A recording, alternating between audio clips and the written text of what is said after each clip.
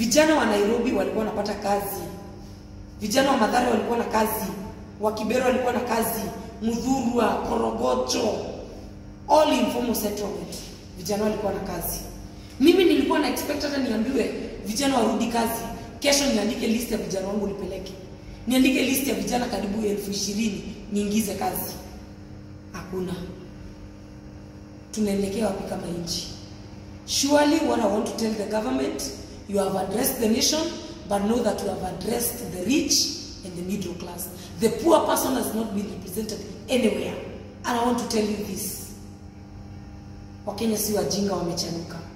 Tutese kabisa, lakini 2027 hatutabai uongo. Uongo nayo hatutabai. We are tired of rice. We are disappointed. Manze, nisi kukuchagua. Lakini hata kama sikukuchagua, we do not deserve kuteswa hivi kwa nchi yetu. We do not deserve mateso to this level. No. Jambo la mwisho, taxes. Mfanya biashara ambaye ako Marigiti, ako Nyamakema, hao ndio wanafanyanga imports sana sana. Aki-import goods zake worth 1 million, akifika pale KRA na mdai 1500.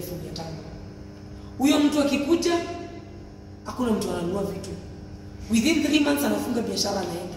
Alikuwa middle class, anarudi to the poor person. So serikali yako haina empathy to anyone. Haina sympathy. Hamna huruma hata kidogo. Mnatoa watu from poor, from rich, wanarudi middle class. From middle class, wanarudi from poor. From poor, wanarudi to beggars. Hapo ndipo tumefikia. Ukifika airport na vitu, suruali za mama zinatoanishwa. Hai, mimi niulize, hata suruali, mtatax suruali. Honestly, let me just ask. Suruali za mama na bra za mama mnaziulizia nini? What are you asking women? Tumefika airport. Mama ako na miaka 60, ameandamana na kijana wake. Kijana ako nyuma, umetoa suruali ni moja moja. Na hiyo suruali, mnaangalia mnatax suruali. Hapo ndipo serikali imetufikisha. Honestly, stop being petty.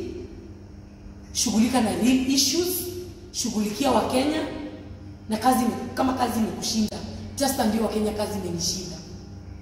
And it will be very easy, we will adapt. And Kenyans will think otherwise. Instead of kutunyanyasa, hatuja kukosea, hatuja kuipia, hatuja kufanyia kitu yote, we do not deserve this kind of punishment.